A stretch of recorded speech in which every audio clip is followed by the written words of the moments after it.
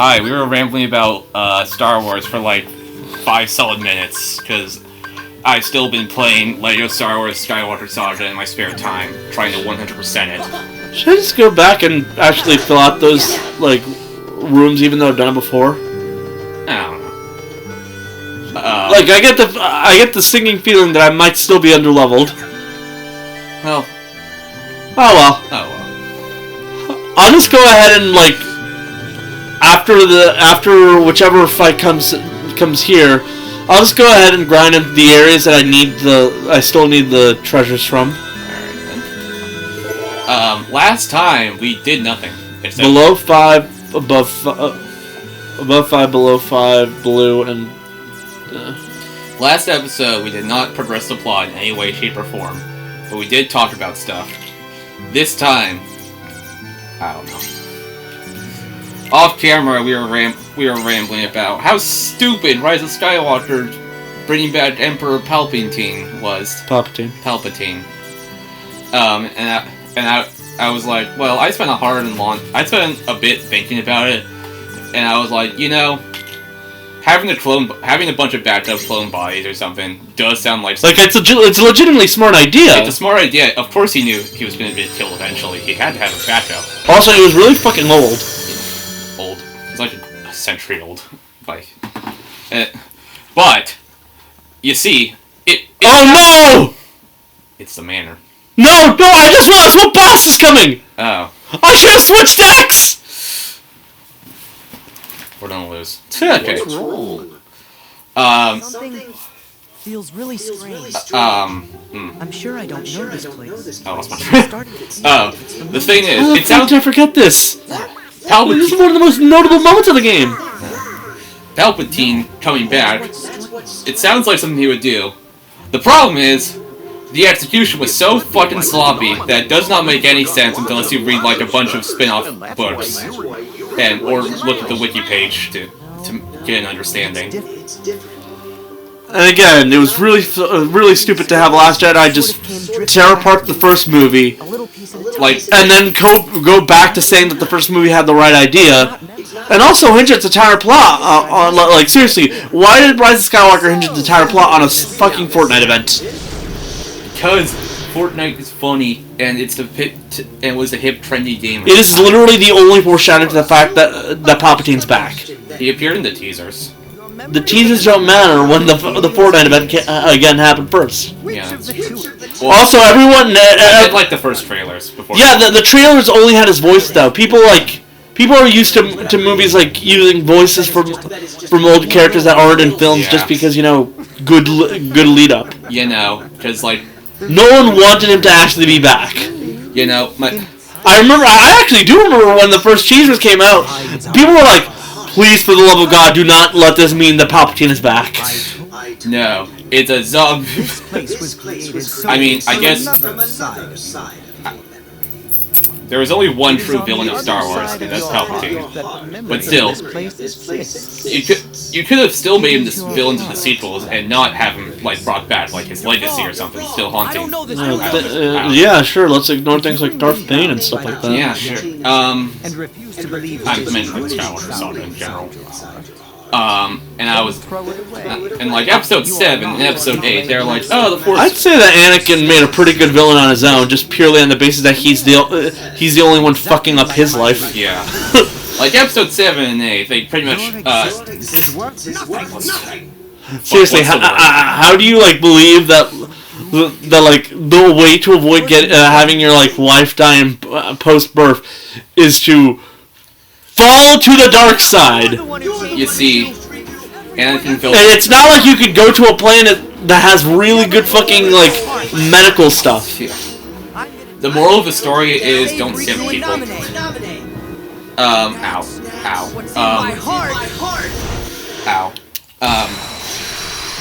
So like episode 7 and 8 pretty much cemented. The First Order is a bunch of Empire still believers, you know.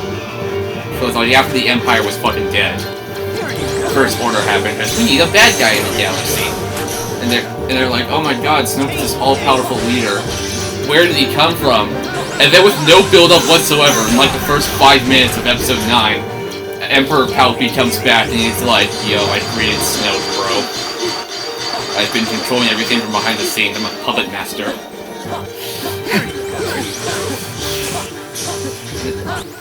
He's like, I'm gonna fuck up your galaxy again. And yeah, you get the point. Man built 1,000 Star Destroyers in like 3 decades. Or maybe it's a bit taken longer, but oh, it's the same guy. Why do you think I said I should have switched decks? I don't know. Well, now we can switch decks.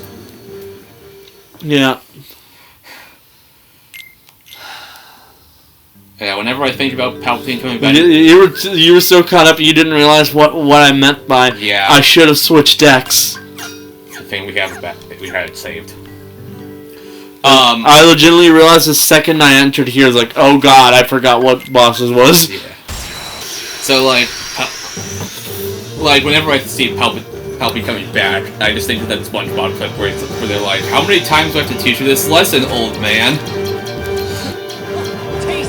Because that's kind of what it is.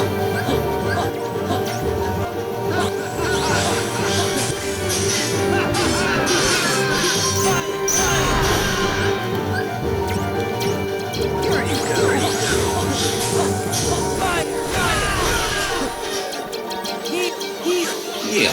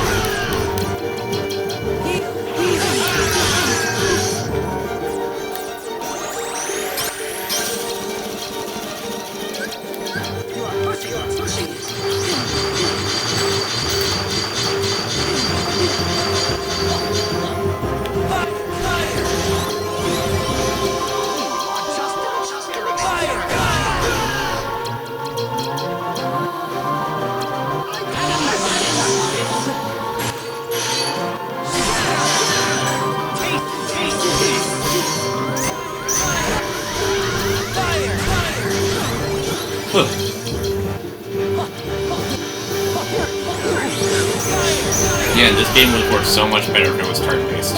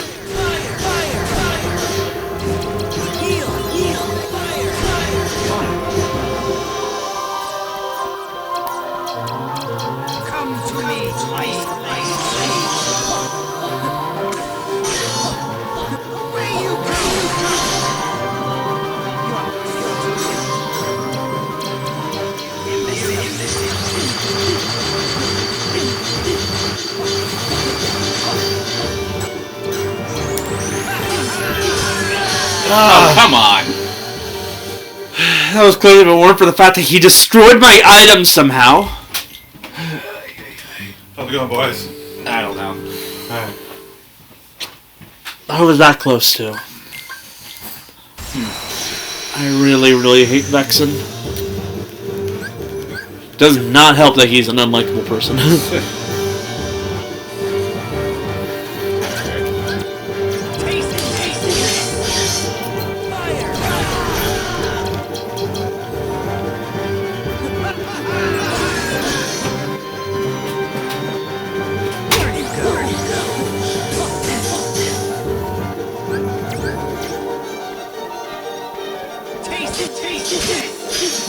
Ooh.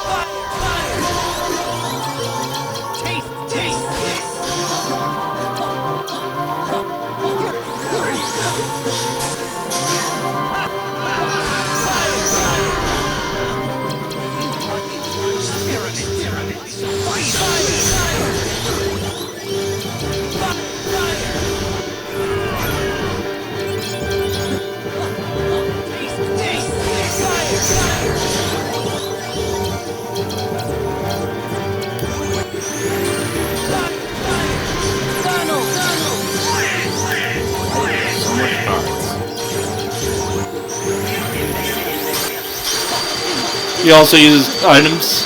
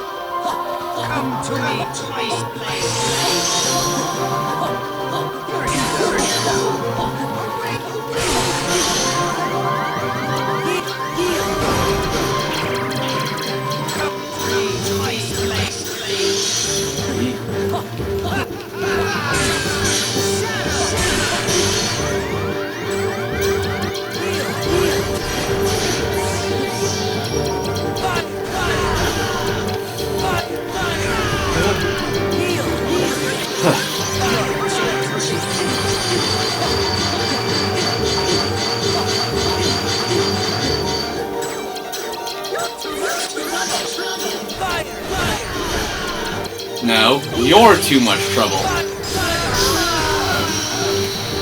Fuck you, Vexen. Luckily, this should be the last time we deal with him for now. For now. I don't remember if he comes back in the Riku story. I hope he doesn't. But there's a reason why I know this will be the last time we deal with him for now. So we got his card. Well, that and what happens next.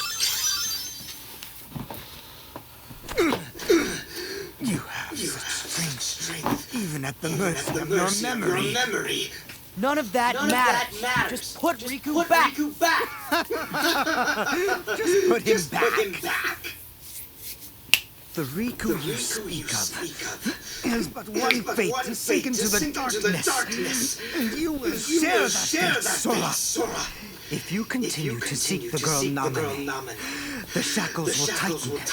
You'll lose your heart and end up becoming Marluxia's pawn. Marluxia?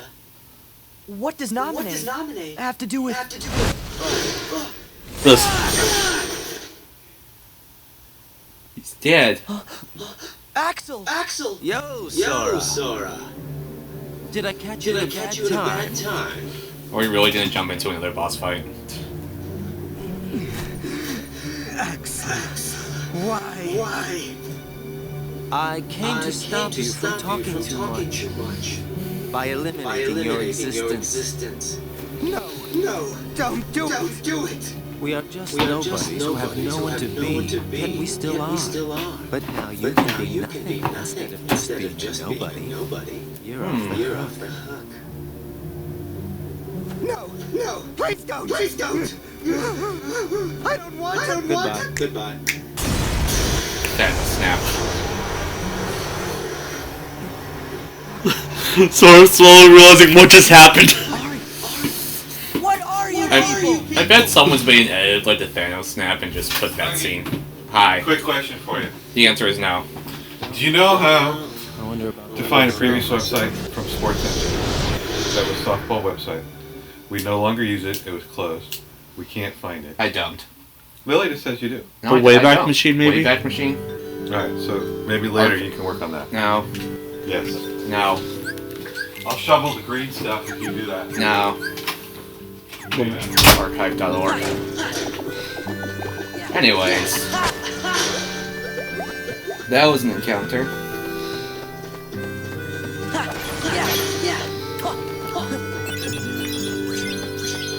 Ooh, magic first.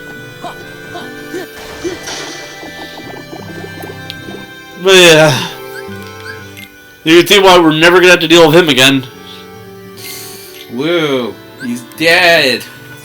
On to the Shadow Realm.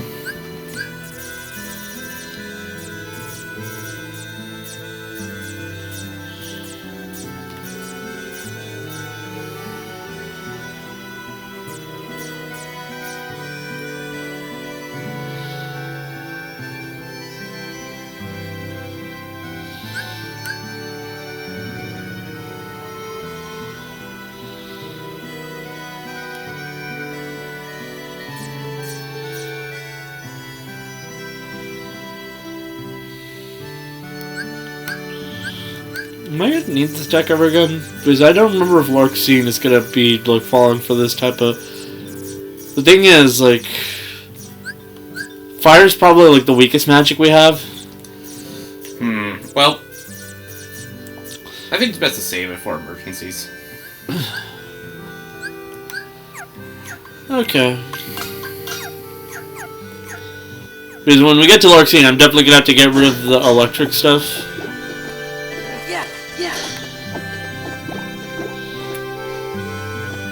Okay. Anyway, I went to college again this last week. How was it? Stupid. I went to Espanol class. The teacher taught us about the Spanish alphabet. And Which is, again, just the same basic. They taught- Arabic alphabet that everyone else uses, slash, you know, We use a mixture of the Arabic and Greek alphabets is what we use. the teacher taught us the difference between the letters N and Enye. By I'm probably gonna butcher the pronunciation. By teaching us the difference between the words ano and anyo. I say A-N-O versus A-N-O. And he was like, yeah, I know this is kind of inappropriate, but it's a comparison. Nanyo is a year. Yeah. not just And the other one is... yours too. I don't know if there actually is a word. Ano. Ano means anus. Ah. Definitely explains why I wouldn't understand it. And then we had to introduce ourselves in Spanish, list our class names in Spanish, blah. Let me know what it is. Stephen? So that's what... It's weird because I actually do.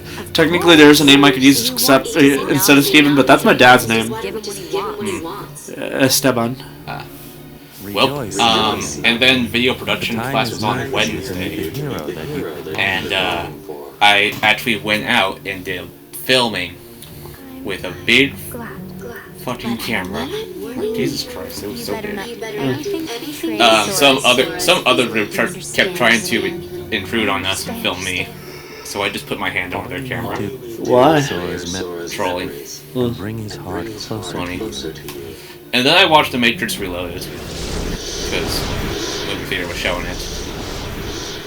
I enjoyed it, but the first one is better. Sora. Is that the one with the white dreads? Yeah. It's a second. And I'm gonna watch Matrix Revolutions, the third one, this week. I've heard it's bad, but yeah. So far, my consensus on the Matrix movies is that the first one will always be the best one, and is a personal favorite of mine. The second one is good as it is. The fourth one is meh. You'll hurt Nominate if you go further. It's a good thing I switched over. You still want to fight? But Vexen's gone. So now So you're now free. you're Doesn't free. matter what happens to him. I'm protecting Nominate from you. That's what's in my heart. Sora. Yeah, I'm definitely gonna have to grind in the worlds I haven't gotten the treasure from to get that stuff, because I have the feeling that like we're just gonna struggle more and more if I don't. This one night when she and I were little. Oh yeah, this. Got scared. Said, what if a shooting star hits the islands? So I told her, if a shooting star comes this way, I will protect you. You made a promise. With a toy sword. What? How do you know about that? Because that was the promise I made to her that night. I would protect her. This person really were tying their lives into these buffoons' the one there backstories. that night. You're the one who wasn't there. That was when she gave her good luck charm to me. Ugh. What? See? Tell me. Where did you get that? This is terrible. Sora. Good try. Huh? That must be a fake. I've got the real one right here. That is a 2D image. Two of them? You can occasionally tell when they just cheat in these 2D images. Yeah. Like 358, the Keyblade's definitely 2D. Yeah. The Mickey Mouse emblem on the Keyblade is 2D. The chains themselves are 2D. My sister just sent me a picture that a commercial played showing the Mario movie. And I was like, oh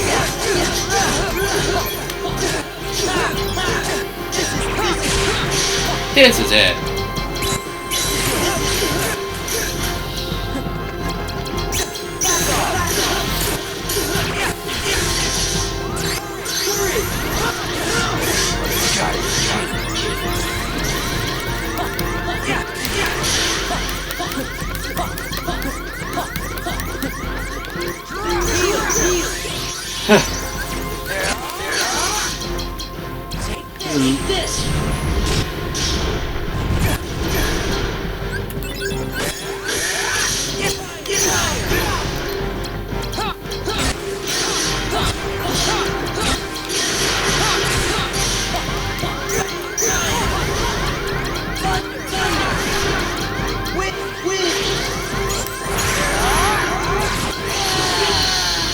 Damn.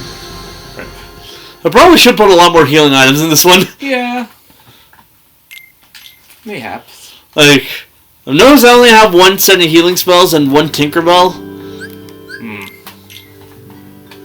Well, you have a lot of free slots. Downside is I only have like one. Wait, that's the wrong healing one.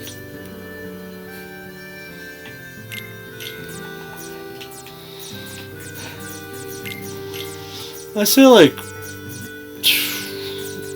right around here.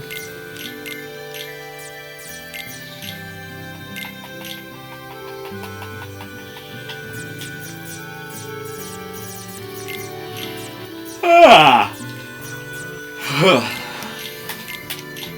There. Perfect too. What do you know? Anyway. Like, outside of that, my strategy was working fairly well, actually. Working.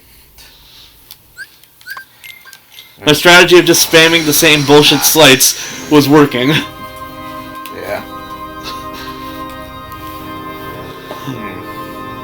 Trying to think of what else.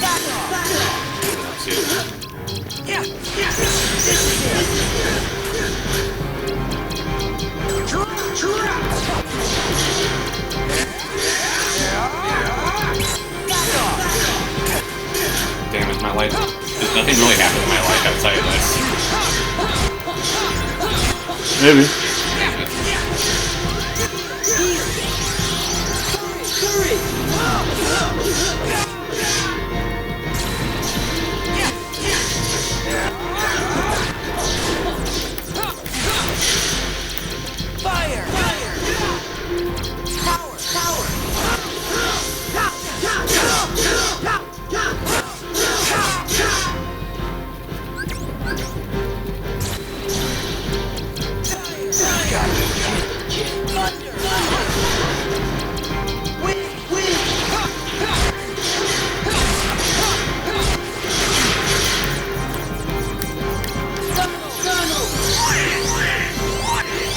Hey.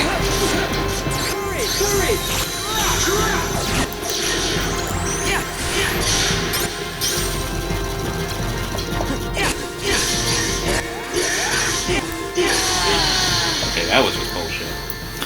Yeah, that was... He was teleported. My guy. Learn to play fair. I should probably learn how to actually play the game properly, but... Oh, nah.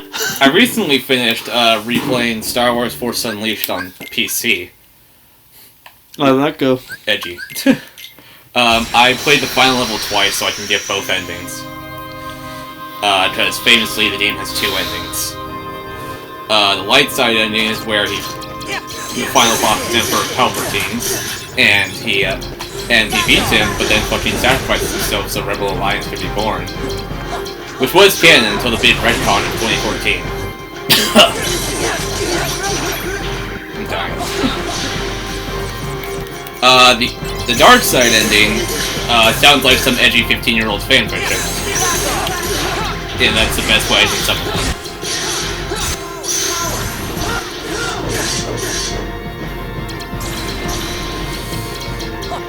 He fucking murders a Darth Vader who's already like dying.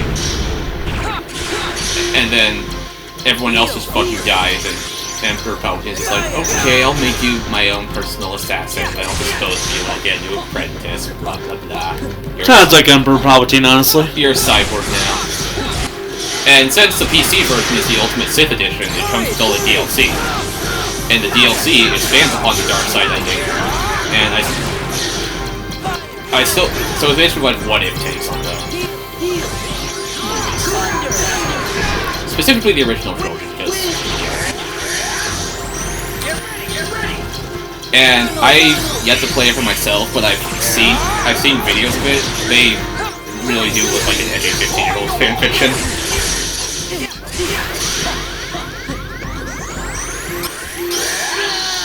Bro, let us heal.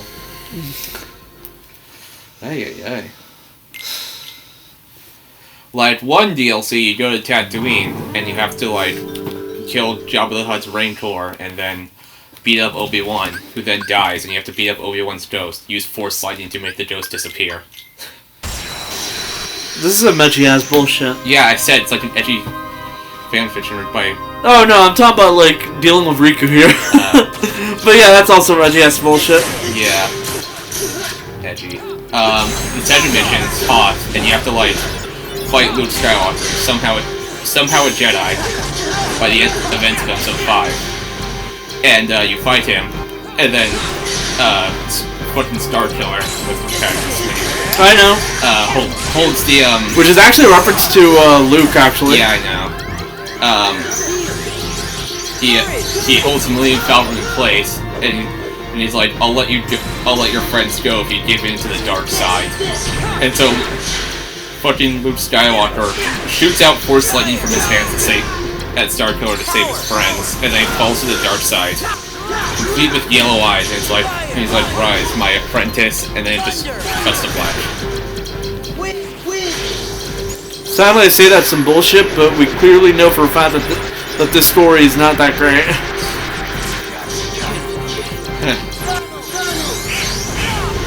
Well, it's an edgy fanfic.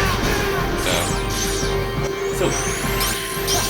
And then Force Unleashed 2, which, you know, is not a good game, also had some DLC based on the evil ending. This time taking place during Return of the Jedi, where he fucking murders Chewbacca, murders Han Solo. Hey, he beat Kylo Ren to it by 30 years. And then fucking fights Princess Leia, who happens to be a Jedi. You probably should actually bother to learn what works on him. Kills Princess Leia, and then the Emperor finds out and sends a bunch of Star Destroyers to hunt down the guy, and then cuts to black. Force Unleashed 3 was cancelled. Thanks, Disney. Wait, shit. What was it? I think that was...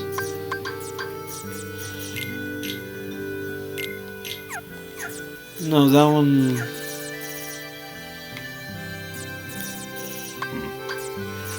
It sucks because... I fucked up by accidentally just deleting a card.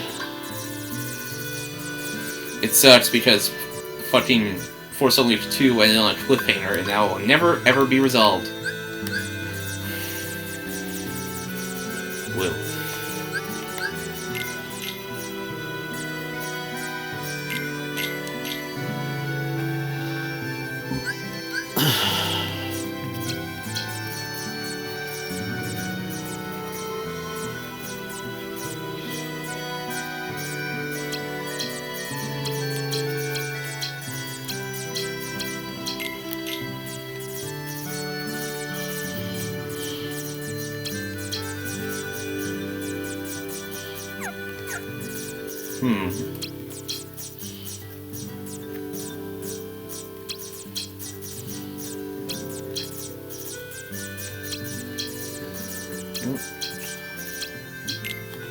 There, I've moved the healing so that, like, it takes place at a different point in time. I see. The healing happened way too often near the beginning. Yeah. And also, you kids know, if you've watched this series, we like to ramble a lot about 20th Century Animation's primetime lineup, so to speak. Well, all 3 shows just got renewed for an additional 2 seasons a couple days ago. Because Simpsons is going to season 36, and at this point it's never gonna fucking end. As I brought up to him, it's an institution at this point. It literally won't end. Yeah. Family Guy is going to season 23 for some reason.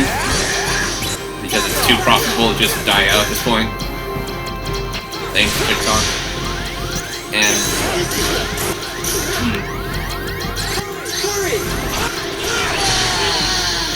That was just bull. Yeah, he got zeros at the right time. And Bob's Burgers is going up to season 15, which, woo. I was a bit worried that Disney would give the show the axe after the movie didn't perform so well, but my hopes have been put to rest. I mean, my worries have been put to rest, I meant. Not hopes. I would hope it's not hopes. Yeah, I was like, wait a minute. I meant worries, not hopes, people. There, let's throw in one of these. Yes, considering the movie didn't perform that well, I was concerned that Disney would give the show the axe, but thankfully that's not the case. Only just because Tinkerbell hasn't really been doing much. And I need to be able to regain all the cards I'm lost. Yeah. Simpsons has a second movie in development. There's no way it's going to end at least before that comes out. And there's no way it'll end after it comes out. As you know, last time. Simpsons will never end. At this point, asking for The Simpsons to end is like asking for the apocalypse. You might as well just give up, because literally it says that that's not how it works. Yeah. Sorry. And that's actually something a lot of like people who talk about like the end of the world don't actually realize. Straight up, the Bible itself states that the end of the world is something so unknowable that no one can predict it. outright stating that, like, if someone attempts to predict it, it'll just not be that day. The end of the world will come when The Simpsons finally ends. Or SpongeBob, whichever comes first. I'm honestly more willing to believe that SpongeBob will end first.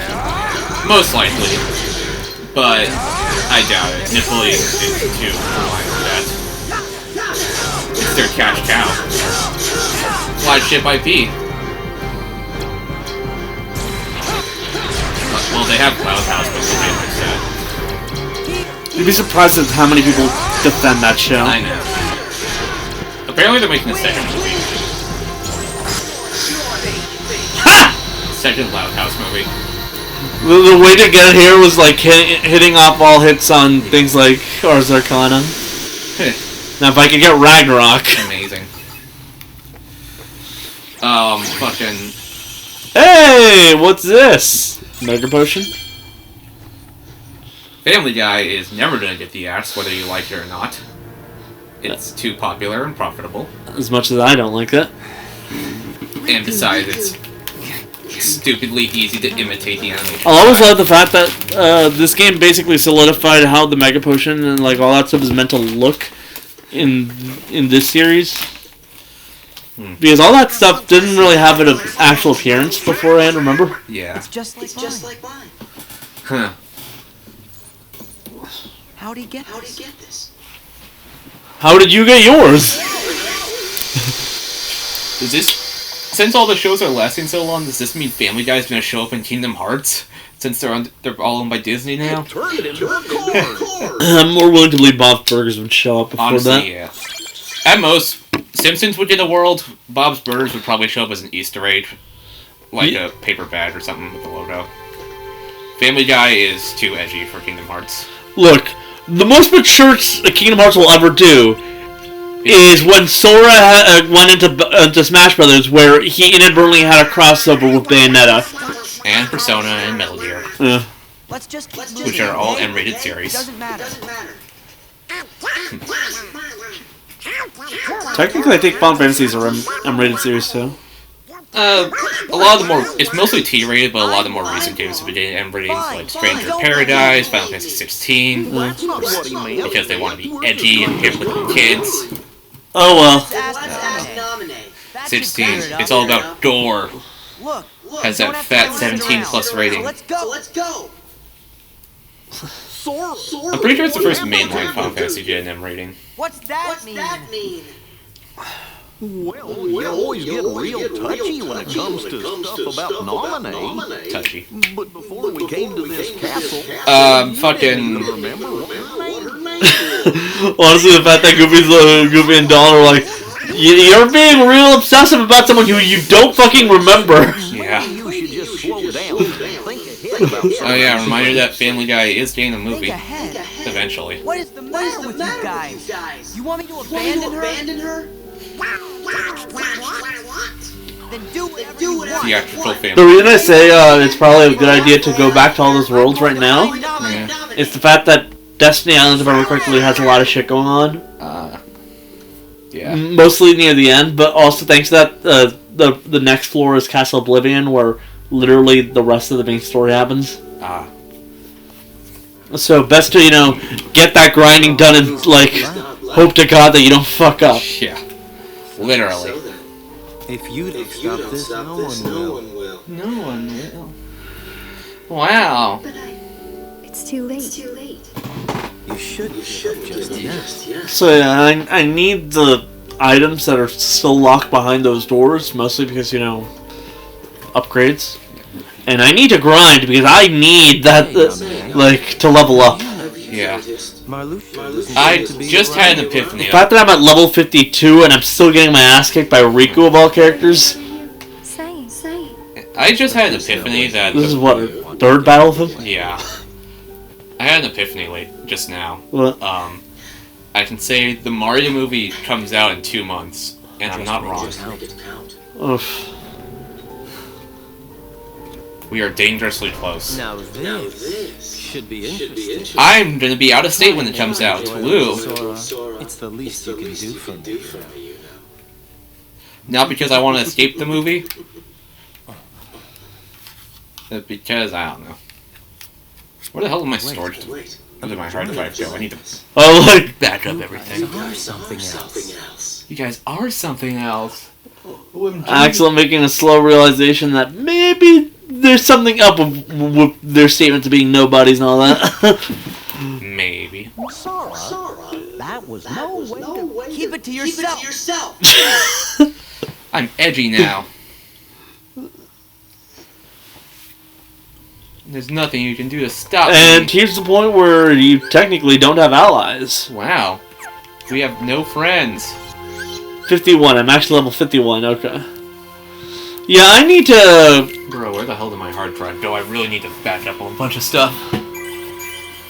I need to do that now before I enter, like, the point of no return. Yeah, that's probably smart. Luckily, I do remember that I got in Monsters, right? Yeah. But did I get Halloween Town? I don't know. No. Yeah. Because I remember Monster was some annoying ass bullshit.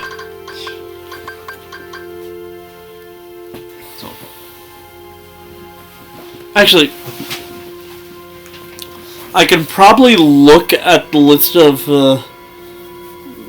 those rooms I've done by like looking up what I do have. Oh well. Let me just. KH. Recon.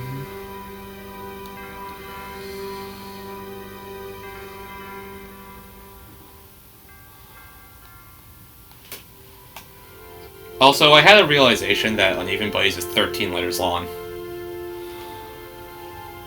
And now I'm upset. Just scroll. Be under card index, I think. No, map cards. Random Joker. Key to rewards. Ugh.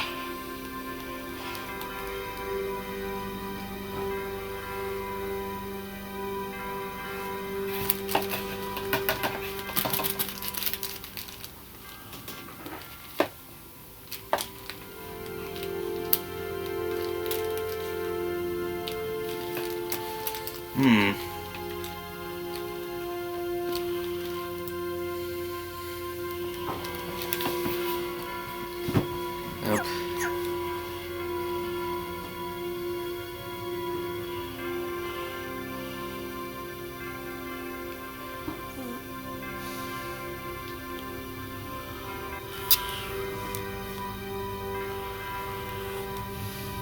Okay.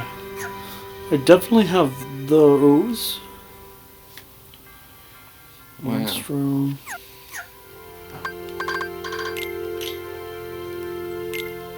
I don't have anything called Bind, I think.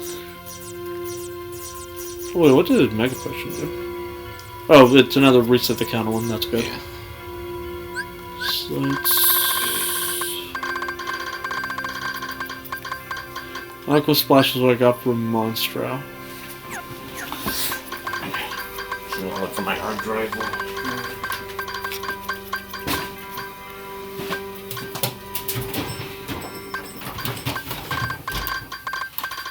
Do I have that? I do have Quake, so I definitely have Atlanticas. Thunder Raid I've been using obsessively.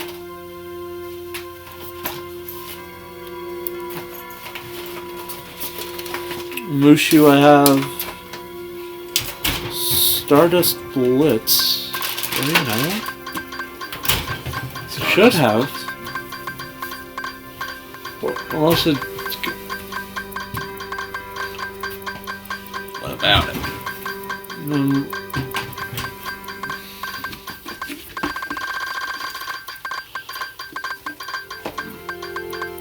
It'd be rather embarrassing if I didn't have that, I think.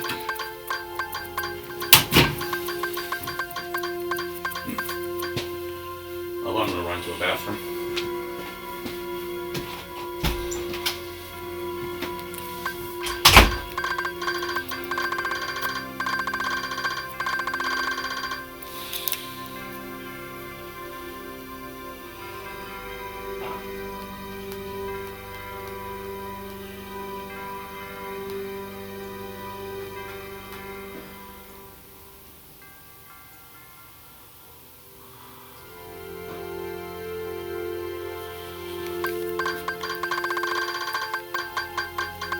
I do have it.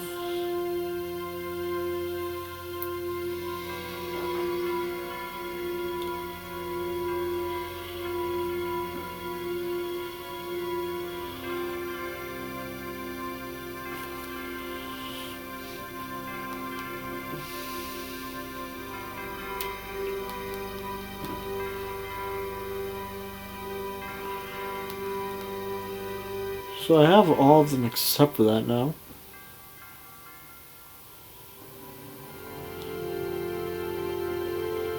Yeah, I think Halloween Town's the only one I don't have.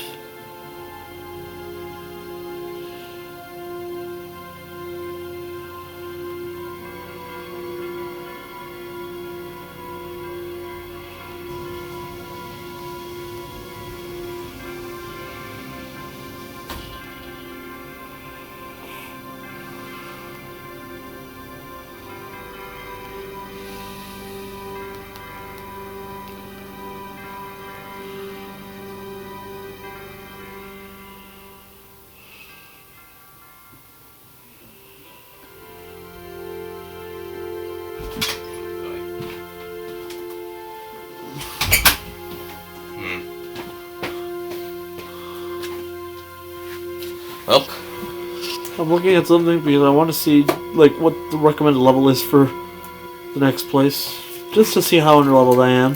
let's see. Because like I now know that the only place I don't have the Kino Rewards room is Halloween Town.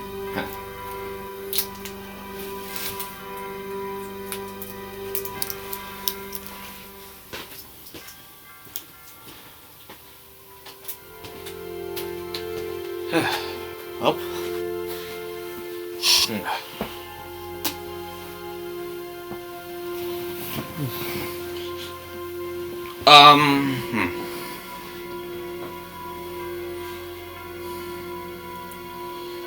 I got that Mario movie ad that my sister sent me. It shows Cat Mario and Seth Rogen and Donkey Kong speaking.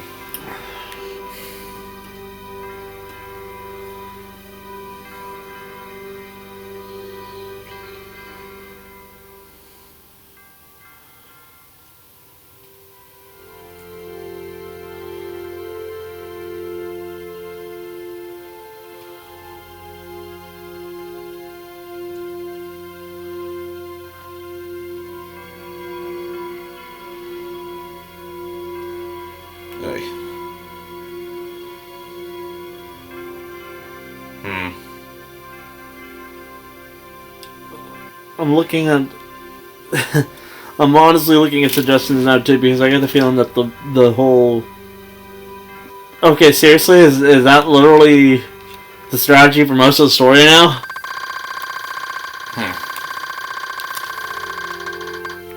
I have it, I guess. It's just. Apparently, the recommendation is just use Sonic Blade from now on.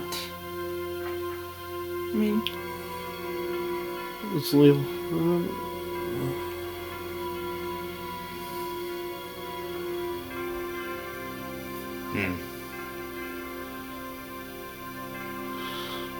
Although apparently Lethal Frame is also pretty good. So yeah, 3 attack cards of different types. That's Sonic Blade and Lethal Frame, which I also have. Is this one? Oh yeah, that actually would be good. But it didn't really work that well because I don't have too many of these. Actually, wait, that's the wrong one. Oh, I do actually. do you? Now the thing here is I'm gonna need a ton of these. Well. So I'm just gonna go ahead and do what I originally said and get this card. Alright then. And from there, I'm gonna be mostly remaking my deck. Because it's clear that at this point, my raid strategy is gonna just not work. When has a strategy of yours ever worked? Fire? It's a fair point. Other than that, then. My strategy for that one was straight up just kill it with fire. I mean, that did work. The thing here is I need to learn to, like, just start putting healing cards and items and all that. Yeah. That's probably what I should be doing. Oh, well. Anyway, while I went and tried to look at my hard drive, I just stopped and scrolled through Instagram for a second, and I happened to see the exact ad that my sister saw on the TV. It showed that Cat Mario is going to be in the movie from 3D World, and Chris Pratt said meow. I don't know how to feel about that. And also Seth Rogen's on it. Got some lines. Yes, he does the iconic laugh. Sorry. Honestly, I would have been disappointed had he not. If you're gonna have Seth Rogen, you might as well make sure he does the Seth Rogenisms. Yes. Just make it obvious how bad this movie's gonna be. No, it's gonna be a fucking masterpiece. It'll change cinema for it. What am I saying? I don't know. I'm still gonna watch it. In my suit I'm wearing to my cousin's wedding. Yeah, I'm pulling that stunt again. You're pulling a gentleman stunt. Yep. Which I pulled for Jackass before the stunt became widespread. He did, by the way. He sent me a photo. Yeah, and there's also a link to said photo in like a description of one of the Metopia episodes. Look hard enough and you'll find it. Oh, thank God! Give me more of that sweet, sweet Moogle money because I need it. Pretty sure it's episode 15, 16, or 17. Don't know. We did a lot. Yeah, there's a lot there. Fucking. It happened to coincide around the same time, and I'm pretty sure I'm going to be able to keep the suit. So, or at least if so, I want to do it before I have to return it. And yeah, that's why I'm going to Virginia in April. Never been to Virginia. Should be fun, as they say. You're saying that under duress or something? What? Well, I mean, you said it almost like you're like really regretting the idea of having to go to Virginia. I don't know. Never been to Virginia before. That's just where the wedding's happening. So I'm gonna have to get used to Eastern Standard Time again. After briefly visiting Pennsylvania in June.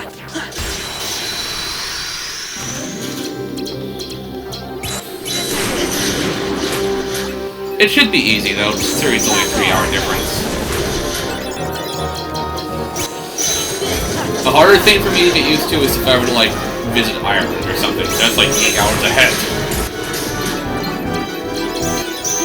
8. Why would you need to go to Ireland though? I want to visit. Some part of my family owns a hotel there. That's not a lie, by the way. Cool. This guy's annoying. Never... I've heard it's a nice place. I would still have to pay. I get no discount because we're blue.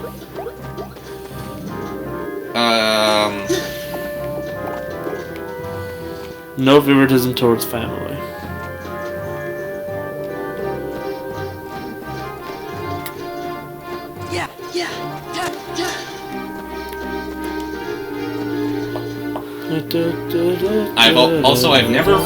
I have never flown out of the country before. I've never left the United States in my entire 21 years of existence.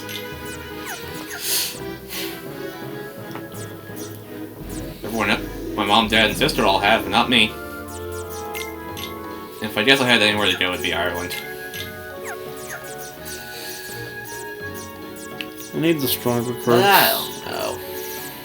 But do I really want to... Oh, perfect. I don't know. Traveling's dumb expensive, so I don't do much. And contrary to popular belief, I am not rich. Just because I live in a rich neighborhood does not mean I have money. Don't look at me. I'm pretty sure I do classify as poor. Like Logan has seen where I live. Yeah. Like he can definitely tell you I live in the poor area.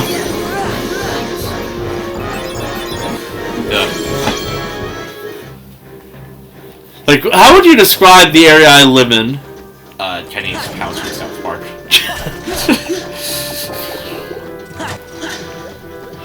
Sad part is, I wouldn't even say that's overly dramatic. Anyway, Like, I have had friends who visited my house call it the ghetto, or at the very least a ghetto-like area. and as a reminder, we live in California, aka the place where the economy is a joke. And like, I don't know, is there a state more expensive? Probably New York. Florida. Massachusetts, maybe. Texas, or is that cheap? Texas is cheaper than here. Oregon, maybe. Oregon. Because they don't pay taxes, so everything is slightly more expensive. Alaska. Alaska, you actually get paid to live. Like, if you live for a certain amount of years, you start getting a cut of the whole oil thing. Pet your bags. Ragnarok! Thank God! Pet your bags. That's where we're setting up our new office. Ragnarok! Ragnarok! That's a joke. I would never go to Alaska.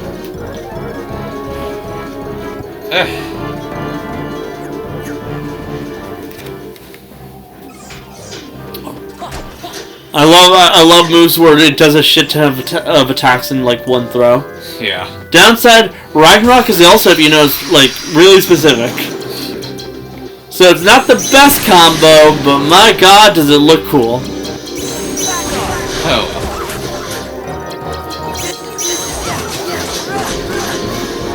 I've also been rocking Ars Arcanum this entire time, so it doesn't really fucking matter. Ars Arcanum is actively weaker, if you notice. Yeah. Oh, one place I will never visit. Australia. Why? It's fucking terrifying. It doesn't exist. No, but yeah. That, spiders, kangaroos, stuff. I thought you were about to say, like, Idaho or something. Idaho? Forgot about Idaho. Everyone does. The only reason people remember Idaho is for potatoes. I forgot people associate potatoes with Idaho. I remember. And literally just clicked in my mind. Isn't there a character from Amazing World of Gumball that's potato and his name is literally Idaho? I'm like, bitch, I'm stupid. I don't know. Also, Australia's like 15, 16 hours ahead, and I'm like, eek. Maybe I should have gone to Neverland first. How do you people live like that? Because if I remember correctly, Neverland's actually really easy to get those cards. Maybe. How do you people live like that? I would also never visit China, for obvious reasons.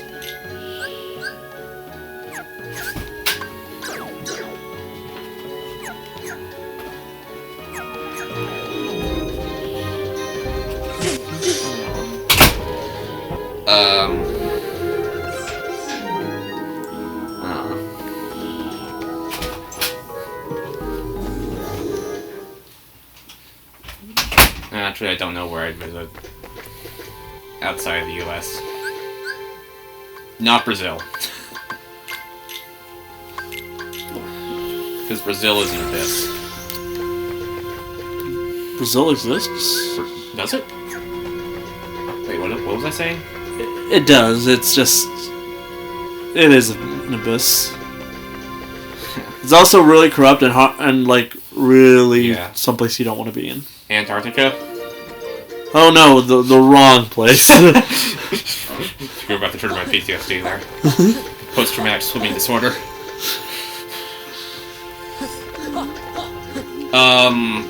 What was it? Atlantica was a mistake, people. Yeah. Antarctica?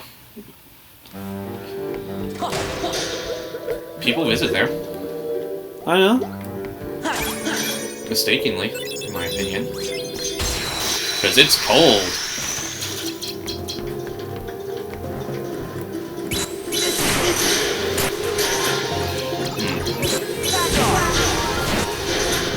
I don't know.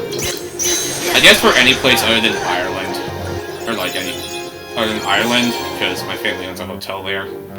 If you want me to travel internationally, I'll only do it if someone offers me to crash at their place. So, in other words, not happening. Unless I have something to do there. Like, oh wow, ultra rare copy of one game is only available in France. Sure. Well, I could. Oh shit, I just shined my flashlight in my eye. Does not feel good, people. In other news.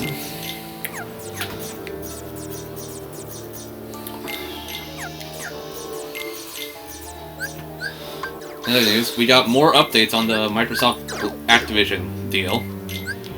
Microsoft's calling out Sony, saying they're lying about Microsoft's intentions.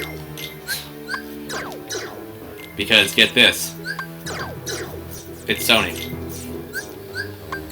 So, is it really a shocker to people, or...? Well, apparently, current CEO of PlayStation met with, like... Oh, no. Forgot that these assholes were here, too. Current CEO of PlayStation met with some antitrust regulators to discuss the deal. You really trying to use thunder on that thing. Yeah.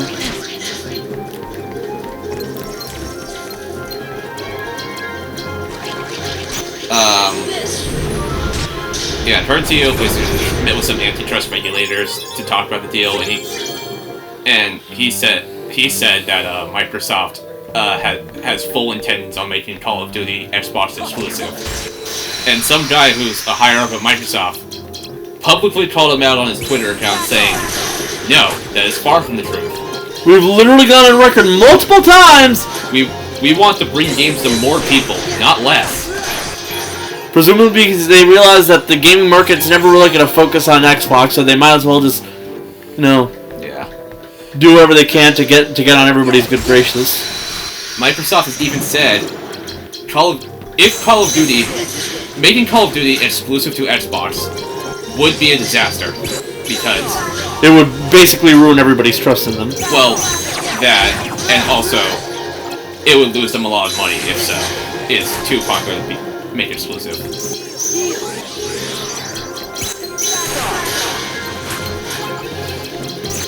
Microsoft even offered Nintendo, Sony, and Valve 10-year agreements so they can just keep putting Call of Duty on there. Nintendo said yes. Steam was like, man, we know you'll put it on Steam too anyway. Sony was like, fuck you, we want to be edgy. And now, as this thing's going to court, Microsoft has requested that Sony turn in any documents that would prove their point. And Sony keeps trying to extend the deadline. I'm pretty sure the deadline actually just passed, it was the 27th. So yeah, Sony is fucking horrors here at this point.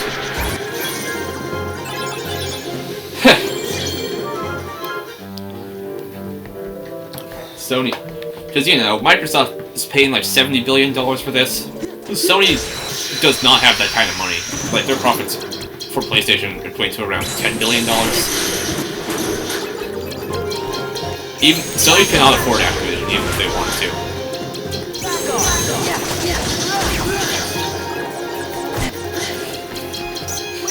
And you know what's... And the funny thing in all this... Sony thinks Microsoft will raise, like, the prices of their Xboxes and their games, and lock exclusive content to Call of Duty's Xbox versions. Blah, blah, blah, blah, blah. Isn't that literally what you do all the time? Not too long before or after that, Sony raised the price of PS5s in some countries to by $50 to $100. Fucking shit. What did I say? What was the second point I brought up? Forgot. Oh, raised the prices of games. Sony was one of the first ones to raise the standard. No. The other thing you were gonna bring up is exclusive content. Yeah. Sony, the PlayStation versions of like the past 4 Call of Duties have had content exclusive to PlayStation, and that in at least 2 of the games did not come to Xbox and PC until a year after it came out. Like, when they had the DLC exclusivity with Xbox, the exclusivity would last at most a month. Throw this one out. Just at the very least a full month, and then it came to PlayStation.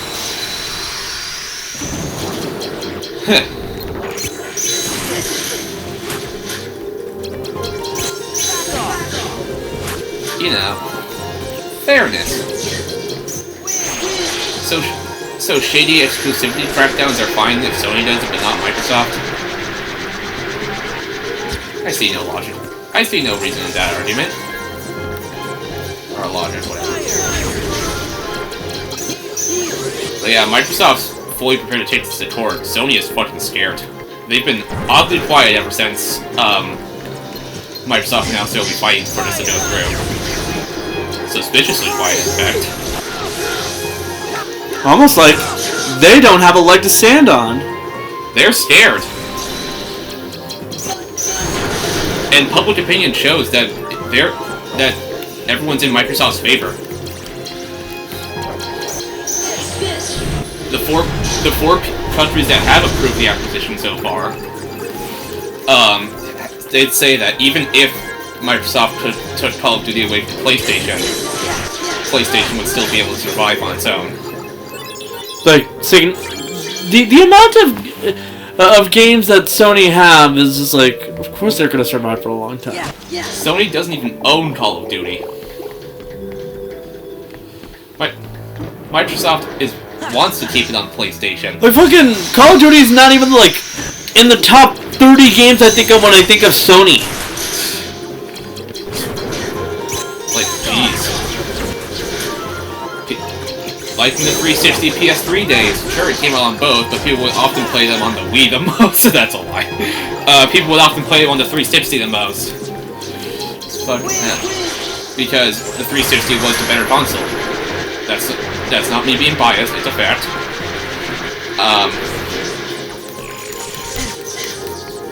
Fuck you, fuck. I hate these flyers. Yeah, they're annoying. I can tell. Like, Microsoft... I might as well finish up on this room. Like, there's literally no point not to. At the very least, Microsoft's trying to, maintain an audience. You know, good faith in its players. Hell, the only reason I've been using my PlayStation these days is just to play Lego Star Wars, as I have And it this. on there. And this.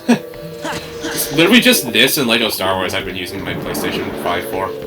Like, we're not even playing, we're ironically enough playing Persona 4 Golden on the Xbox. Yeah, on the Xbox Series S. Which I've been playing a lot more recently to the PlayStation. You know, it's on Xbox Game Pass, so I don't have to pay for it. Which means we were able to start it as soon as possible. Microsoft even offered Sony to put Call of Duty on their Game Pass competitor, which I know it's PlayStation Plus, but I just call it PlayStation Game Pass because that's kind of what it is. Yeah. The difference is PlayStation Game Pass has some potential to work. Actually, my PS Plus subscription expired. I need to renew it. It has potential to work, but there are some major flaws. For one, it's organized in tiers. You know, this is showing that it's available, but if I remember correctly, I already have this up in here. Because the reason that they didn't disappear, like they're still accessible. Yeah. Is that after you beat the game, more shit appears in those rooms. Like Sony. So I'd want to go grab that stuff.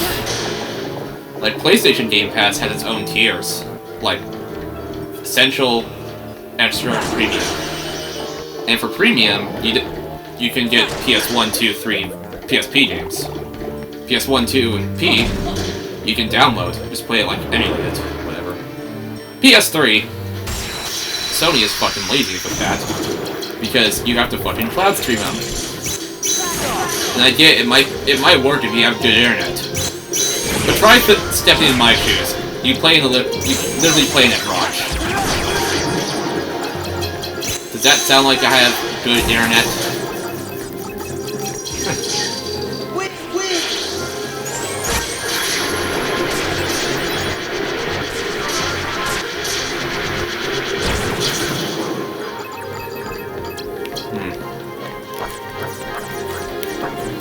And even then...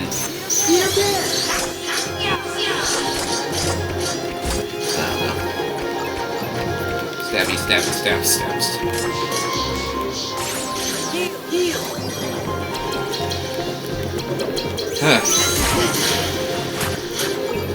God damn. There is a Call of Duty game on the PlayStation Plus service.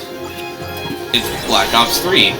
Which, you know, I guess is the one of the more popular recent ones that people actually like. Quote unquote. Is it raining? Is it? May just be drizzling. God. Sony. Get your head out of here in the clouds. Learn to be nice. The issue is that it involved them learning and being nice. Yeah.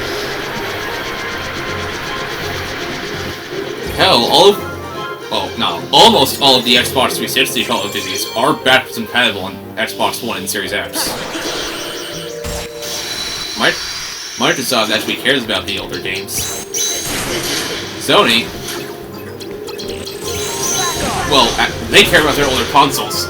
Sony likes to pretend the PS3 and anything backwards doesn't exist. Because they were made by the Japanese people. So fun. Nintendo is trying with their older games, but the keyword there is trying in very big quotation marks. Probably italics, then underlined.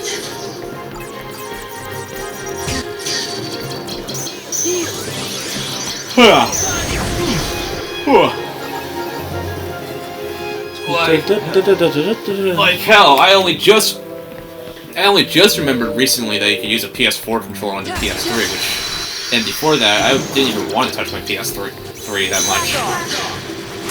Because I'm not a fan of the controller design. Xbox 360, I often find myself coming back to. Just popping in and seeing what's up on there. Really says a lot.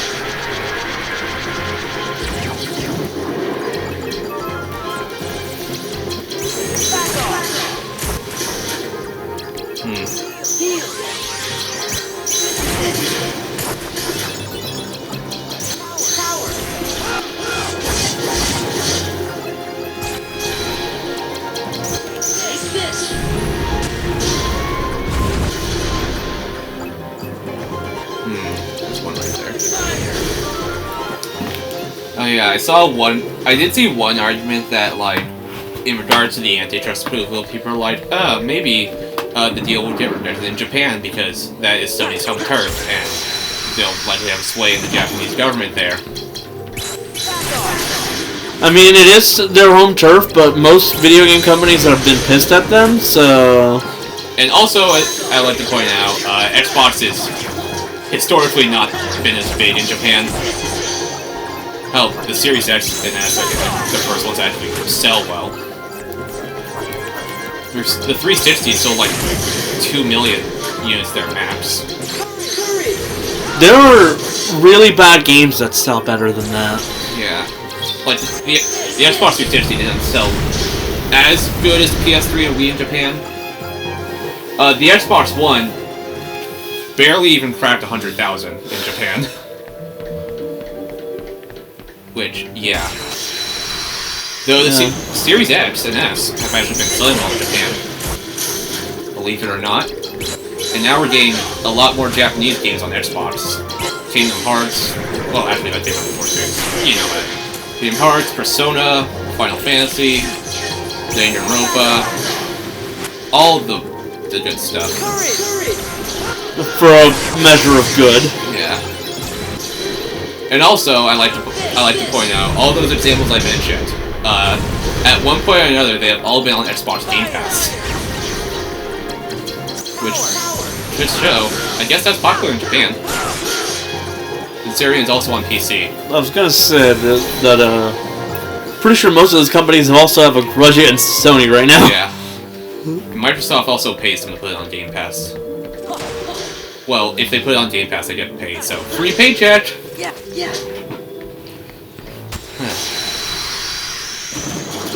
And so Japanese regulators will probably see Microsoft isn't really that big of a threat here. We'll let it slide. Also, I don't think Call of Duty even sells that well in Japan. It gets released there. It gets released, but does it sell well? It actually sells pretty decently there, but nowhere near as big as like the West. Like it's popular there, but is it like not as big as like here. But is it as Sony said, so big that it can't be replaced big? Well, in Japan, it doesn't. It sells big when it comes out, but it doesn't like crack the top 10 sales charts in Japan or anything. Does it actually? I've got to check that out.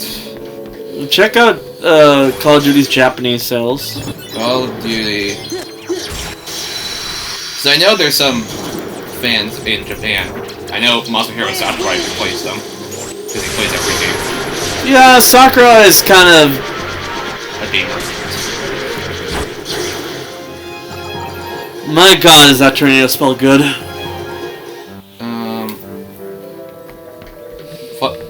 Random fun fact. At some point, Call of Duty games were published by Square Enix in Japan, because I guess they had an agreement with Activision. Maybe that's where they got the idea that they can work with shooters with Georgia Cerberus. Yeah. Because they really can't. That was in like mid-2010s, and then for Black Ops 3, Sony and Microsoft published their versions. Because, if I recall correctly, Activision doesn't have a Japanese branch, so they have to license out. Which led to one of the funniest headlines I've ever had the pleasure of reading. Is in that in Japan, the Nintendo Switch version of Crash Bandicoot was published by Sega. You know, so a Sony masked on a Nintendo console published by Sega. Sure. Feels like a world where the Nintendo PlayStation became a thing and Sega still went defunct. Yeah. If you don't know what that is, you clearly haven't been paying attention to like old video game stuff, I guess. I don't know. Can't blame you. Not very like not something a lot of people pay attention to is like the lead up to shit. But it is kind of one of the more well-known things. And that's that Nintendo basically created its own biggest enemy. Yeah. Oh, Xbox One has sold like 250,000 units in Japan.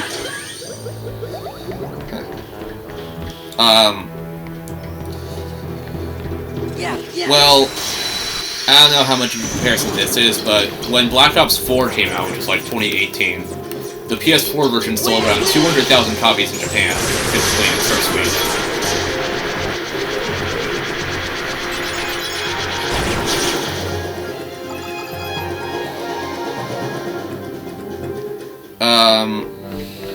Vanguard, which was last year's one.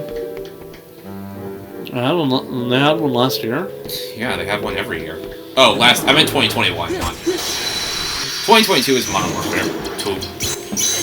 Apparently they're not having one this year. Which, if so... Makes sense, considering all this bullshit. Yeah. If so, one, they can give them a break, thank God. Two, they want to let's experiment a year without Call of Duty. Kind of weird considering this year's 20th anniversary of the franchise. Oh well. No, that reminds me of something. What?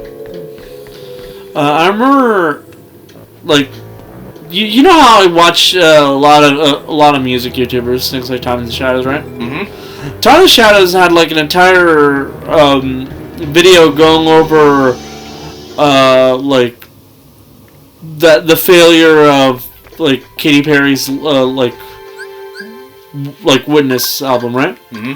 And he brought up how like he has this entire idea where like there are two types of artists when it comes to pop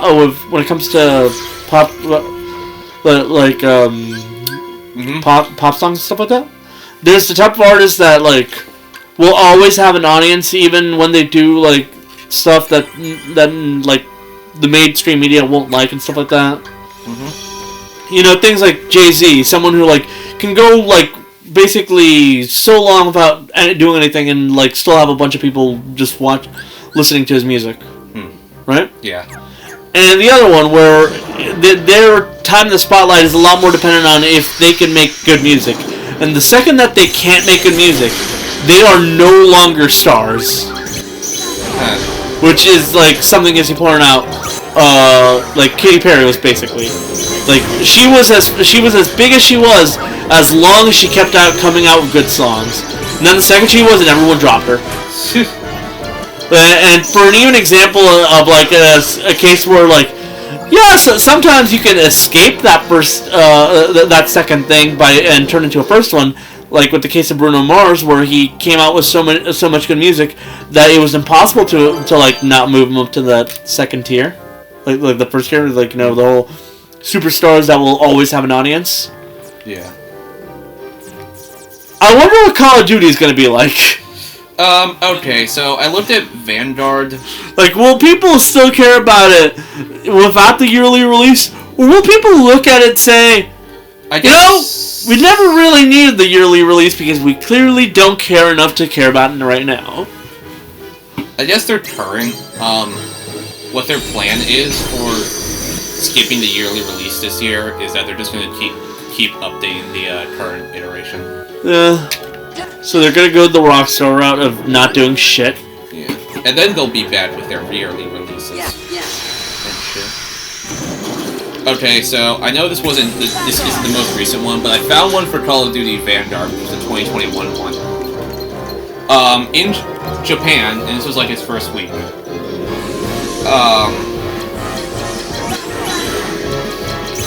In its first week, it placed in second place for the PS4 version. It was beaten by Mario Party Superstars, which is in its second week. Excuse me, but that doesn't sound good. Like, even if it's Superstars, though. Superstars is the good one. Yeah, I said even with it being Superstars. Yeah. That was still the second week. What's funny? Imagine losing out to Mario Party. It did beat out Danganronpa Decadence for Switch, though. Yeah, but I don't think most people were going for Danganronpa Decadence anyways. That hit third place, though, in Japan, because it came out a month earlier there. The PS5 version... That doesn't say much good things if games that had come out months ago, like, are still at that level. Yeah. The PS5 version of Vanguard... Black Fungus! I don't think I even have that one yet. PS4 hit second place. The PS5 version was also in the top 10 and hit 5th place. Surprisingly. Revives you automatically when your HP reaches 0. And get this little... Damn, that's a good one, actually. Look at that. Huh. Get this little... Auto-revive.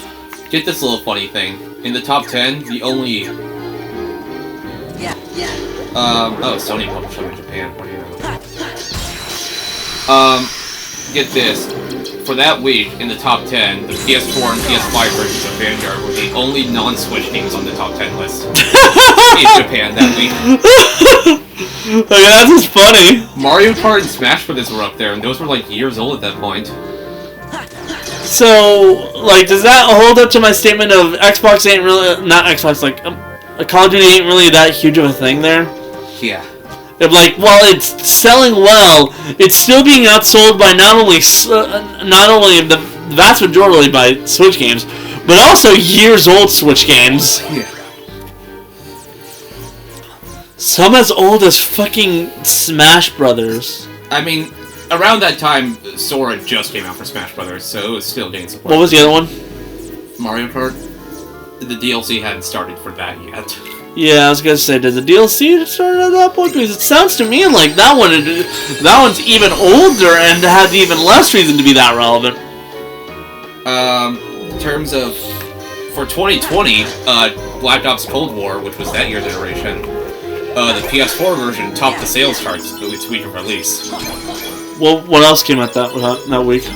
In second place, this is all Japan, was Assassin's Creed Valhalla for PS4. Third place was a game called Sakuna of Rise and Ruin for Switch. Okay, I can see why they won. Fourth place was Animal Crossing. Then How old was Animal Crossing by that point? this was like November, so Months. April, May. 8 months.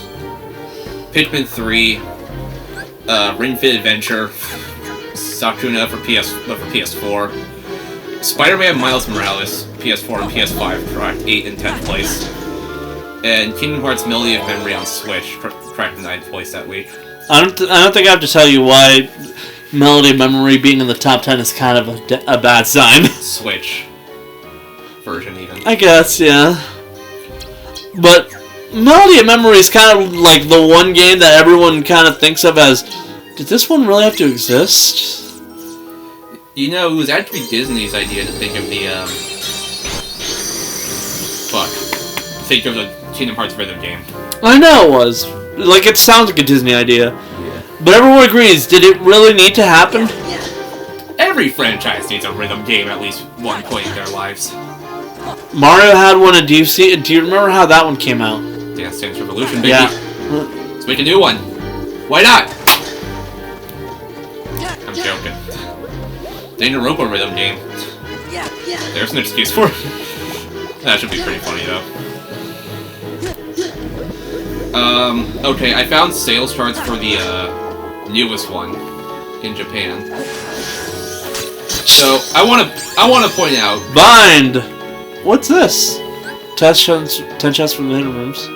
Gravity Stop Medical.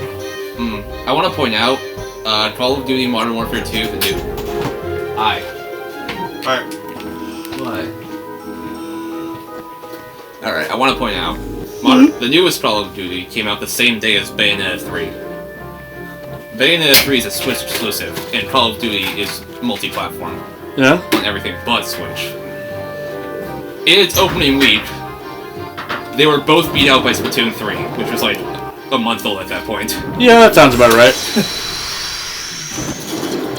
So in terms of that, Bayonetta 3 beat out Call of Duty. The PS4 version cracked 4th place.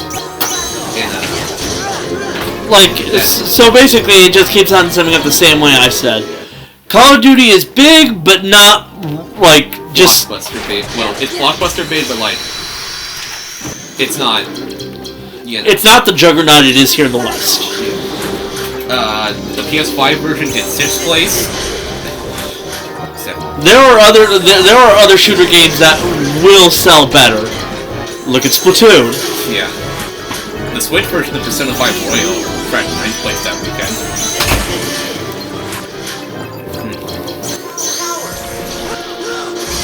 Just in general, it's a big game, but it's not something that the Japanese government will say Sony needs. Yeah. It was the best-selling game in the US, but Splatoon 3 was in Japan. And meanwhile, to no one's surprise, the best-selling game in the UK was FIFA.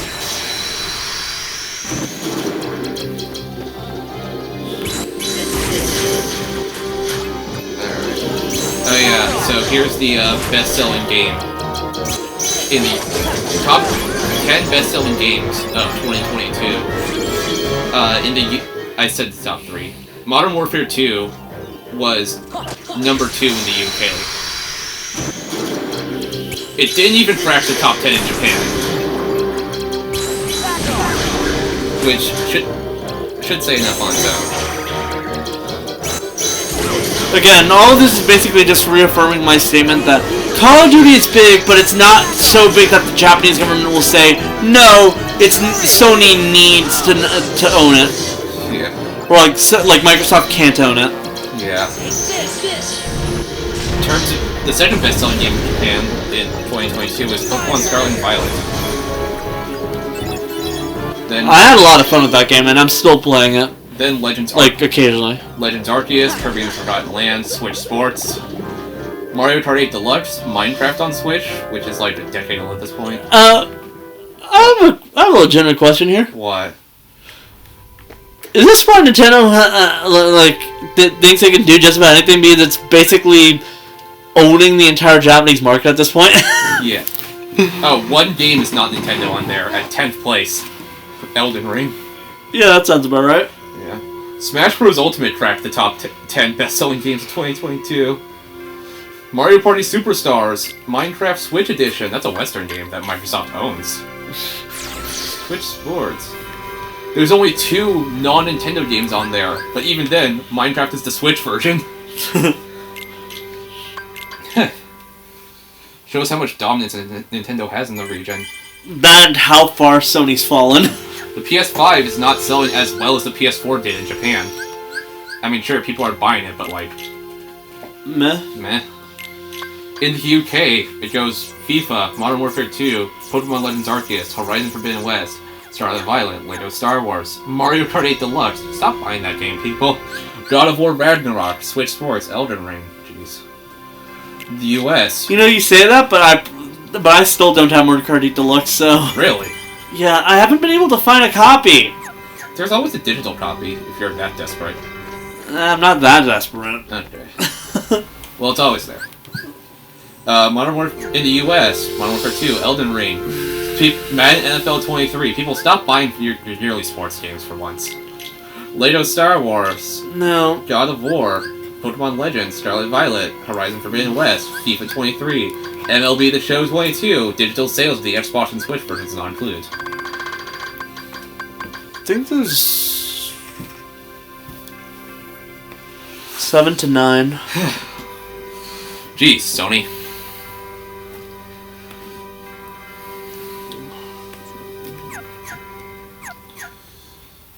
Sony, we get it. You won one generation. That doesn't mean you're gonna win. You're gonna win this one.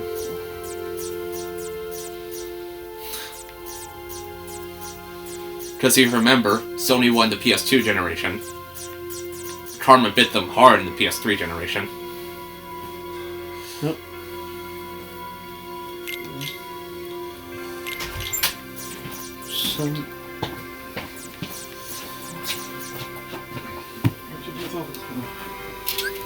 Does that have to be the same?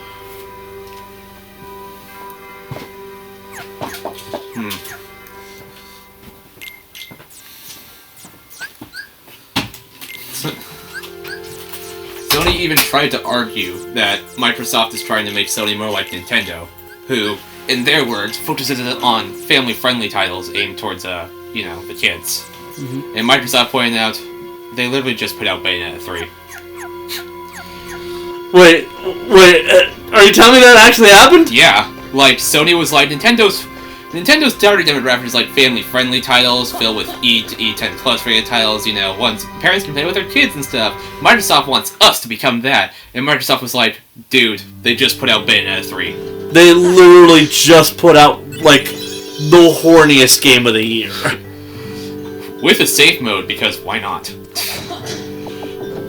Just with a safe mode so you have more pride in playing it in front of your parents. Yeah. Like, even with the safe mode, let's be honest here, that's still not a joke. Huh. Nintendo literally has, I bet, essentially one of the horniest, like, series out there right now. I'm gonna bet, if Bayonetta 2 or 3 ever happen to go multi-platform and come to PlayStation, Xbox, PC, and whatnot, the PlayStation versions are going to have more censorship than the Xbox and PC versions. And those versions will be identical to the Switch versions. But is there an actual chance of them of it ever happening? I mean, they're willing to put the Fatal Frame series multi-platform again, because I guess Nintendo doesn't care. Yeah, but that's Fatal Frame. And it was also multi-platform in the past, so...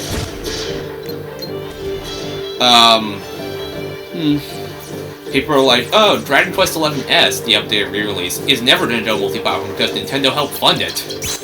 And it went multi-platform literally the year after it came out. And people are like, fuck. I can understand Bayonetta 2 never coming out, though, because it's not just that they help fund it, it's that they're basically the only funders. I mean, if they were to go multi-platform, they would have to cut out all the Nintendo references. Which is a lot. Yeah, so... Well, they did that with Lego City Undercover. they cut it out on the multi-platform. But now the question here is, does Platinum feel like doing that? And more specifically, does Platinum feel like playing with Sony? More specifically, does Sega care enough about the Bayonetta to do so? Because they own the IP. Yeah. I mean, I don't know. Persona recently went multi-platform, so Yeah, but like... that's that. It's kind of a bad sign for it ever going multi-platform when it's Sega. Yeah. Because let's be honest here, Sega is all but a second-party developer to Nintendo at this point. Nah, they've been sucking Microsoft's dick a lot lately. That is fair. But is there really a rivalry between Nintendo and Microsoft at this point? No. Friendly rivalry, I guess. Sure, they compete in the console market, but do they care about each other? They're not even in the same fucking like demographic. Nah. They're just making out. They're just Like, making out. Microsoft is smart enough to realize it's a terrible idea to ever go into handhelds because they don't have the experience. Yeah. They realize that they realize by the Switch existing that Nintendo said, "I don't care about the mainstream console wars" long ago. They just straight up said, "Here, we're gonna take what was like everyone thought was a good idea from that last console that we fucked up, and make it the whole thing." They're pretty much a third-party game developer that just happens to offer a console at this point. It's like the only games that go third party from Nintendo are the ones that they're like not determined to just keep personally. But that doesn't change the fact that some of their games are coming out to other consoles now. Some. It's just not the ones everyone thinks of. Octopath Traveler into Xbox. But like the games that do come out, yeah, they're still the ones who pay for them. Yeah.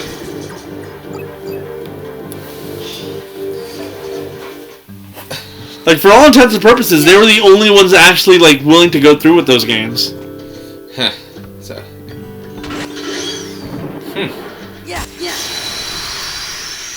Huh.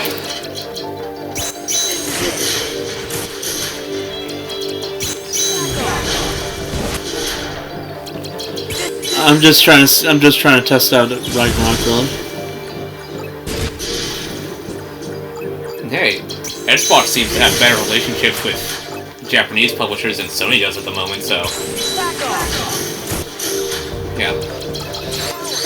Like seriously, the sad fact is, not only is there so little competition between Microsoft and Nintendo, the fact that Microsoft outright pointed out like just how like Nintendo isn't even keeping to this whole family friendly thing anymore.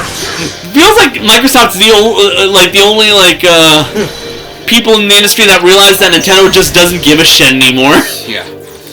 Microsoft's even like they have just stopped caring about that whole family friendly image a long time ago, and no one's paid attention to that. Yeah. It's only become more apparent with the Switch because it's popular. Like it happened on the Wii, and people were like, "Yeah, you can't do that. The Wii's for kids." It happened on the Wii U, and like Manhunt 2, the only other console that it came out for that wasn't the PC was the fucking Wii. It was on PS2 and PSP. But was it as the one that like see the Wii version had motion controls. You are the killer. The Wii version was legitimately the one that had the most violence. Yeah. Like because the Wii and the PC version were the only ones that weren't overly censored. The Wii was censored. Overly censored. Wii, PS2, and PSP were all censored to avoid an AO rating. Yeah, they were censored enough to avoid an AO rating. But is it really that censored when you can literally simulate the literal motion? That is true. That's like saying, oh yeah, we'll censor it. We're just gonna make it even more blatant in another way. Yeah, you know, it's on the people are like it's on the Wii, and it's like, oh no. Also, who the hell thinks that? Looks at Manhunt and thinks family friendly? Parents who don't know any better, and it's like, it's on the Wii. I'll give my little Jimmy this for Christmas. Its fucking thumbnail looks. I pull out the where is it? There it is. Fucking hell. Like.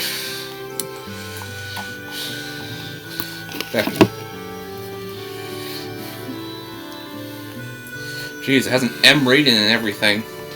Yeah. Like, it doesn't look like a game that should even be on something like the Wii.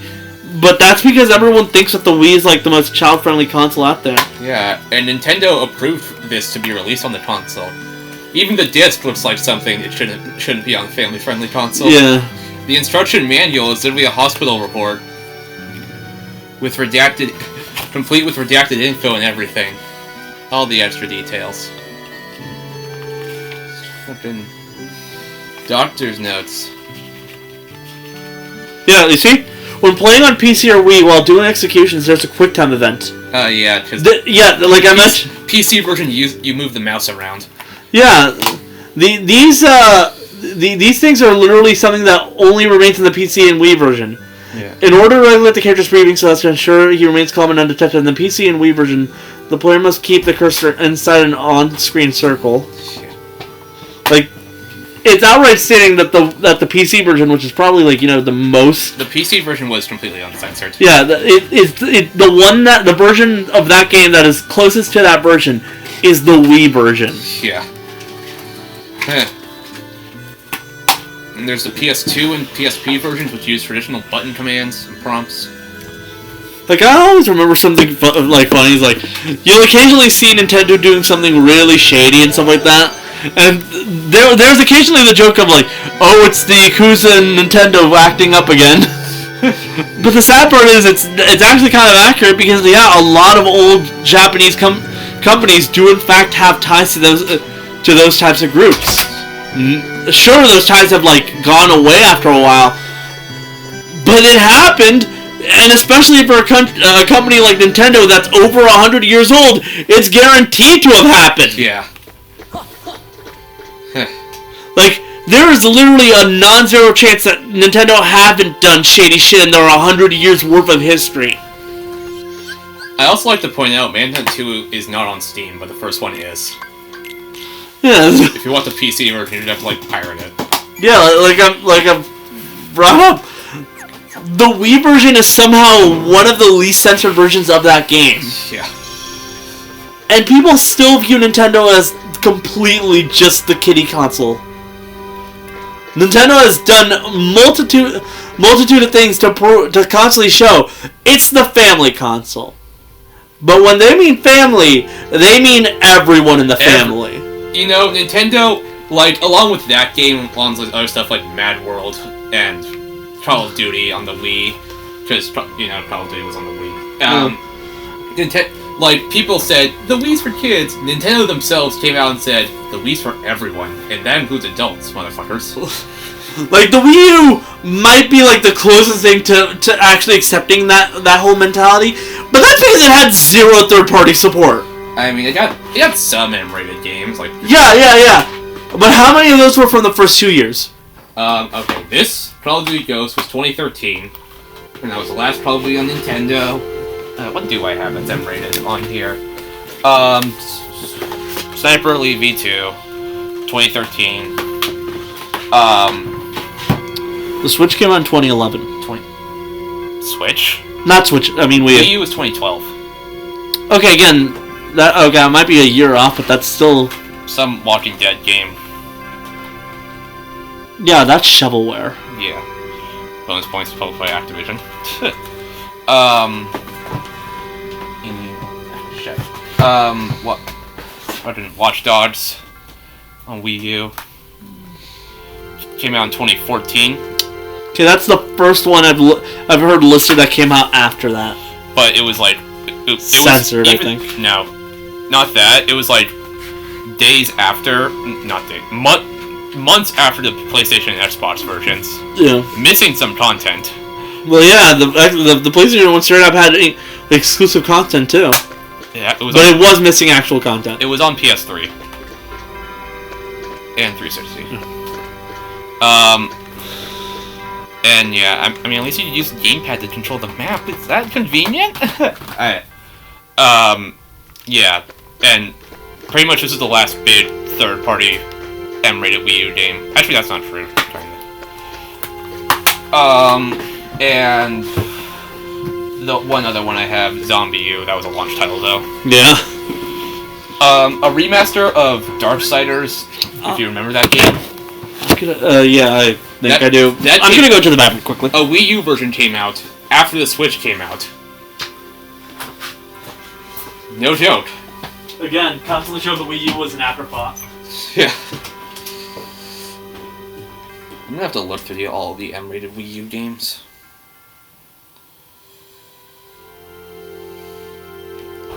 I'll share them.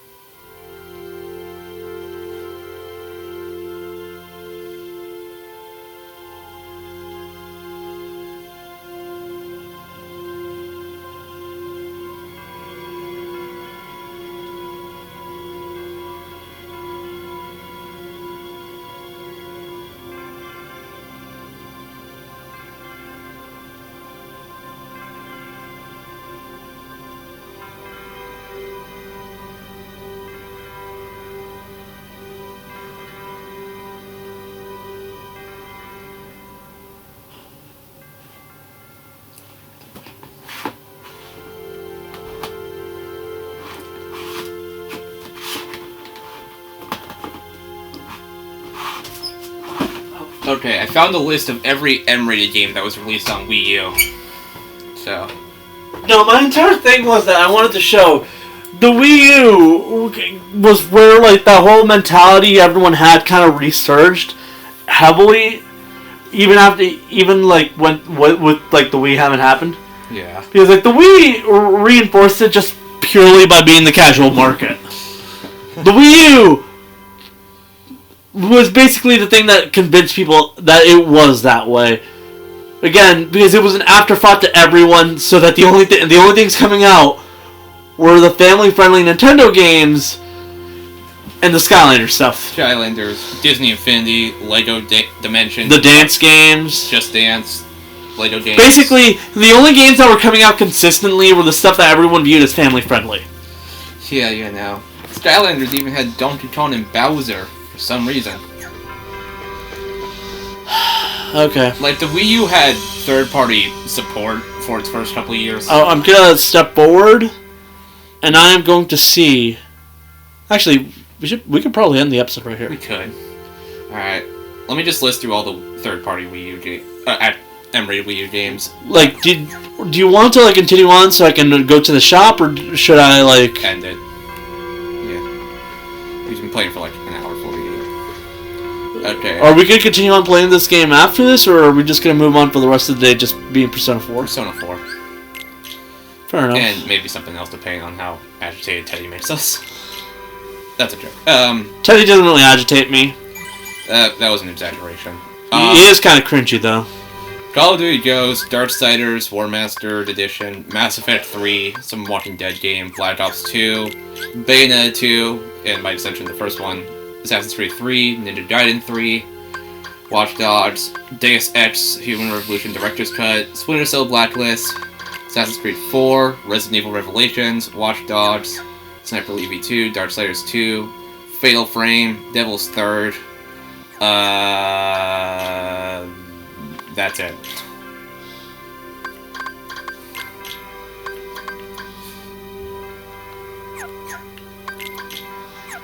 There's probably a lot more on the Wii, but yeah.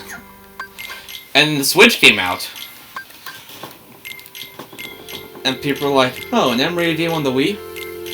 I mean, the Switch? Huh, just another Tuesday.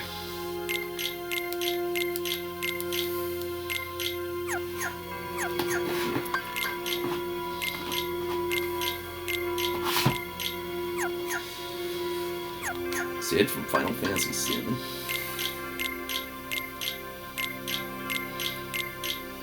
Well, I'm just getting rid of these new things.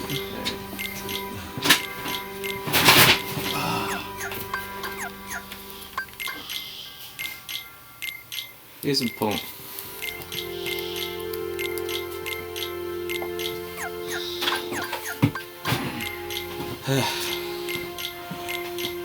I like how they redo the entries for Sword Donald Goofy. Yeah. Just purely because they have different art. Yeah.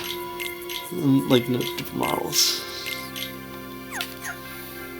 Actually, I'm trying to see which movie was the newest when. When did Chain of Memories come out? 2004? 5? Because like they don't list the years that things came out for the game stuff, but they do for like the animated stuff. Pretty sure Final Fantasy 12 or 11 was like the most recent one. Tell me about like the Disney stuff. Oh. What was the newest thing? Probably fucking Nightmare Before Christmas. I'll check again. That was 93. I'd say Tarzan, but that's been retconned out of existence. Defeated a 1,000 of these assholes.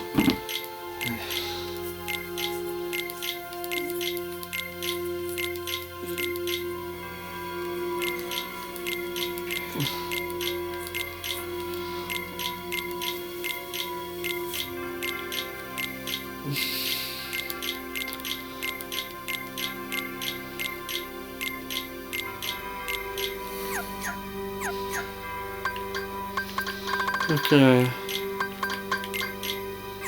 93. Yeah, I think you're right because Aladdin was the other one that I was thinking of 92. Wait, wasn't Hercules in 97?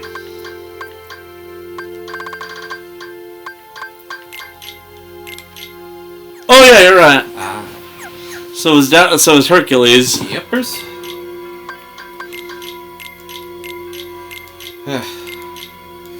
Well, I don't know what else to bring up. I'm just doing this because it's bothering me to constantly see a new one. This. Well, I'm going to end the episode so people don't have to worry about me dragging it out. We dragged it out a while ago when we spent like 10 minutes just ranting without moving. Yeah. Well, see ya. Bye.